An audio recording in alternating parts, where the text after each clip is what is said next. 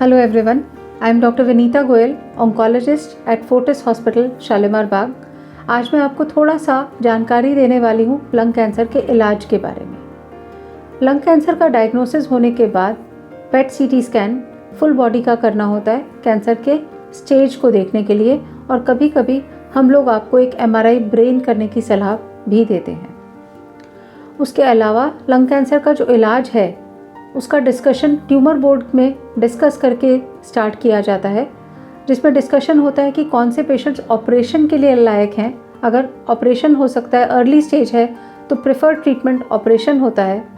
लेकिन अगर early stage में किसी मरीज़ का ऑपरेशन नहीं किया जा सकता, जैसे कि उनकी कुछ मेडिकल कंडीशंस जैसे हार्ट की कंडीशन, एज वगैरह को देखते हुए, तो सेकेंड ऑप्शन रहती है उसमें SBRT करना। SBRT का मतलब होता है एक तरह की रेडियोथेरेपी, जहां हाई डोज रेडिएशन की सिर्फ ट्यूमर को फोकस करके इस तरह से दी जाती है जो कि लगभग उतनी ही इफ़ेक्टिव होती है जितना कि ऑपरेशन।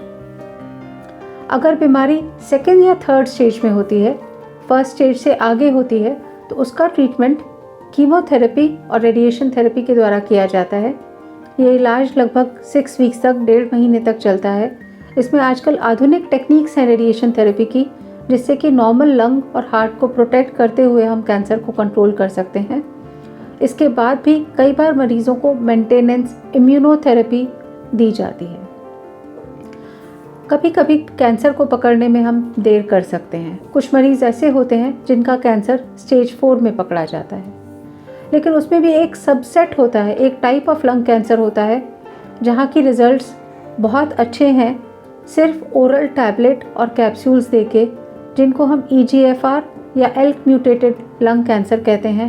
और इसके रिजल्ट्स दवाइयों, इंजेक्शन्स के बिना, रेडिएशन के बिना ही ये मरीज़ बहुत लंबे अरसे तक ठीक हो सकते हैं। ज़रूरी है कि हम बीमारी को समय से पकड़ें। अगर समय से पकड़ते हैं तो कम इलाज के द्वारा हमें बेटर रिजल्ट्स मिलते हैं। अवेयर रहें, जागरूक रहें, हेल्दी रहें।